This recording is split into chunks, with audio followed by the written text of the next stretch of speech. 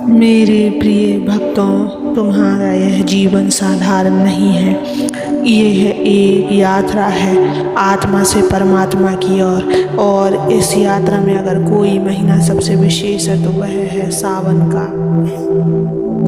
सावन वो समय है जब आकाश भी रोता है, धरती भी भीगती है और हृदय भी मेरा नाम लेकर पिघलता है। ये महीना केवल वर्षा का नहीं, वरदानों का है। ये वह समय है जब तुम और मैं सबसे अधिक पास होते हैं बच्चों, क्योंकि इस महीने में वातावरण, प्रकृति और आत्मा तीनों मेरे स्पर्श के लिए तैयार रहते हैं। जब तुम मेरी पूजा करते हो, जल चढ़ाते हो, मंत्र बोलते हो, तो सिर्फ एक कर्म नहीं करते, बल्कि तुम अपने भीतर के विकारों को भी धो डालते हो। सावन में की गई भक्ति इसलिए असरकारक है क्योंकि ये मेरे तप, मेरे त्याग और मेरी तितिक्षा की स्मृति लेकर आता है। तुम्हें यह जानकर गर्व होना चाहिए कि इस मास में की गई मेरी आराधना वर्षों के पुण्य का फल देती है। जब तुम बेलपत्र चढ़ाते हो तो वह केवल एक पत्ता नहीं होता, वह तुम्हारे हृदय का समर्पण होता है। इस महीने में तुम्हारे चारों ओर एक अदृश्य शक्ति होती है। हवा में मेरे नाम का कंपन होता है। जब तुम ओम नमः शिवाय कहते हो तो वह कंपन तुम्हारी आत्मा को छूता है।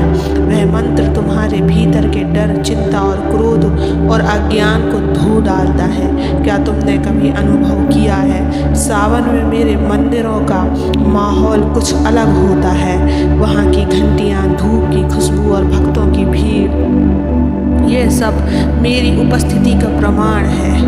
भक्ति से कैसे मिलते हैं चमत्कार बच्चे?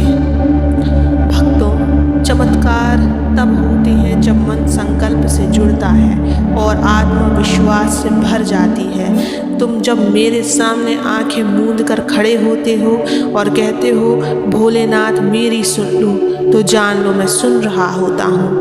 इस सावन में अगर तुम पूरे भाव से मेरी शरण में आओगे तो तुम्हारे बंद किस्मत के द्वार खुल जाएंगे। जो बीमारी तुम्हें सालों से परेशान कर रही है वह मिट सकती है। जिस समस्या ने तुम्हें थका दिया उसका हल अचानक सामने आ जाएगा। लेकिन ध्यान रखना, मैं तुमसे केवल पूजा नहीं चाहता, मैं तुमसे प्रेम और विश्वास भी चाहता हूँ। कैसे करें सच्ची भक्ति सावन में? सच्चे मन से ओम नमः शिवाय का जाप करो।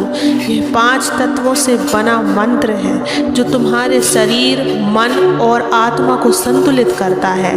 बेलपत्र और जल चढ़ाओ, लेकिन पहले अपने मन का कलुष धो डालो। शुद्ध मन से चढ़ाया गया एक बूंद जल भी अमूल्य होता है। मौन रहो, ध्यान लगाओ। जब तुम अंदर से शांत होते हो तब मैं तुम्हारे भीतर प्रकट होता हूँ। दूसरों की भलाई के लिए प्रार्थना करो। जो सिर्फ अपने लिए मांगता है उसे कम मिलता है, जो सबके लिए प्रार्थना करता है उसे सब कुछ मिलता है।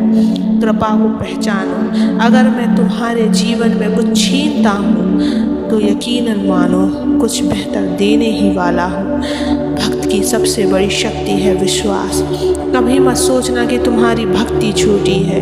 एक छोटा दीपक भी अंधेरे को मिटा सकता है। तुम्हारा एक बार मेरा नाम लेना भी सृष्टि को हिला सकता है, अगर वो सच्चे मन से लिया गया हो। सावन में की गई भक्ति वर्षों की तपस्या के समान होती है। इस महीने में जो व्यक्ति मेरी शरण में आता है उसे मैं खाली हाथ नहीं लौटाता बच्चे। तुम चाहे जहाँ भी हो, जिस भी परिस्थिति में हो, अगर तुमने मेरी तरफ एक नज़र भी उठाई है तो जान लो मैं तुम्हारे लिए सबसे अच्छी योजना बना रहा हूँ। मैं पहले से ही तुम्हारी ओर देख रहा हूँ। मैं उस माँ की प्रार्थना सुनता हूँ जो अपने बच्चों के लिए आंसू बहाती है। मैं उस वृद्ध की पुकार सुनता हूँ जो अकेले जीवन काट रहा है। मैं उस युवक के मन की बात सुनता हूँ जो दिशा खोज रहा है। मेरे भक्तों, सावन केवल त्योहार नहीं, यह अवसर है मेरे सानिध्य का, मेरे अनुभव का। अगर इस सावन तुमने अपने भीतर सच्चाई, शांति और श्रद्धा को जन्म दिया अगर तुमने मेरी शरण को केवल भक्ति नहीं आत्मसमर्पण माना, तुम्हारा जीवन बदल जाएगा, तुम्हारे दुख मिट जाएंगे, तुम्हारी आत्मा आनंद से भर देगी। सावन एक एक दिन में मेरे आशीर्वाद से भरा है। बस विश्वास रखो, भक्ति करो और हर पल मेरा नाम लो। तुमने जब मुझे सावन में पुकारा तब केवल तुमने नहीं पुकारा, तुम्हारी आत्मा ने पुकारा। और जब आत्मा पुकारती है तो उसका उत्तर केवल मैं देता हूँ, क्योंकि मैं ही हूँ तुम्हारा आदि और अंत। इस संसार में कितनी ही बातें, समस्या और उलझनें तुम्हें घेर लेती हैं, लेकिन क्या तुमने कभी सोचा कि इन सब के बीच सिर्फ एक चीज़ है जो तुम्हें टूटने से बचाती है।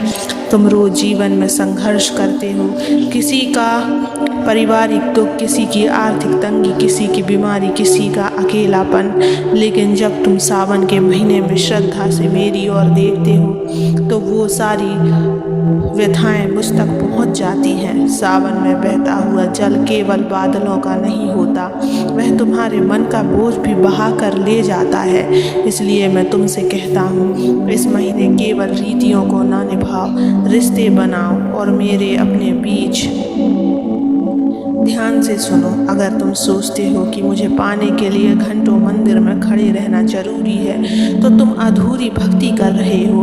मैं तुम्हारे हर विचार में हूँ। जब तुम सुबह उठकर मुझे याद करते हो मैं वहीं हूँ। जब तुम दूसरों की मदद करते हो मैं तुम्हारे भीतर से कार्य कर रहा हूँ। जब तुम आंसू बहाते हुए कहते हो हे भोलेनाथ अब और नहीं सहा जाता, उस पल तुम्हारा सिर सहलाने वाला भी मैं ही होता हूँ। तुम्हें क्या लगता है बच्चों, चमत्कार क्या है? चमत्कार केवल वो नहीं होता जब तुम्हें अचानक धन, नौकरी या सफलता मिल जाए। सच्चा चमत्कार तो तब होता है जब तुम्हारा मन बदल जाए, जब तुम क्षमा करने लगो, जब तुम क्रोध से मुक्त हो जाओ, जब तुम पीड़ा में भी मुस्कुराना सीख जाओ। तब जान लो सावन ने तुम्हारे भीतर मेरा रूप प्रकट कर दिया है।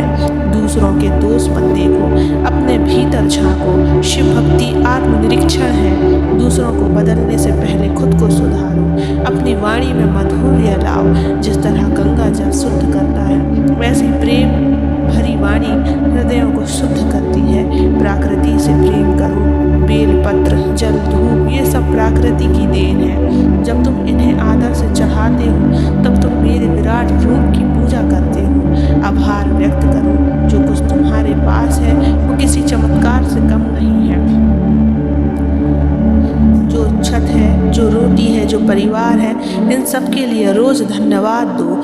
जो सांस चल रही है वो मेरी कृपा है। सावन में लाखों लोग पूजा करते हैं पर मैं हर किसी के उतना ही जुड़ता हूँ जितना वह मुझसे जुड़ता है। भक्ति की गहराई शब्दों से नहीं हृदय की नमी से मापी जाती है।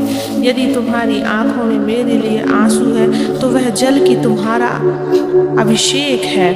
तुम्हारी हर पुकार, हर हर उम्मीद मैं जानता हूँ। तुम कभी टूट जाओ तो याद रखना मैं पत्थर नहीं तुम्हारा पिता हूँ। मैं तुम्हें सजा नहीं देता, मैं तुम्हें संभालता हूँ। और सावन के इस पावन महीने में मैं तुम्हारे और भी अधिक करीब हूँ। बस अपने मन को खोल दो और कह दो भोले मैं थक गया हूँ, अब मुझे संभाल लो। फिर देखो कैसे मैं तुम्हारे जीवन में उतर आता हूँ बच्चे। इसलिए कभी भी मत घबराना, मैं सदैव तुम्हारे साथ ही रहता हूँ। तो बोलो ओम नमः शिवाय, सदा खुश रहो।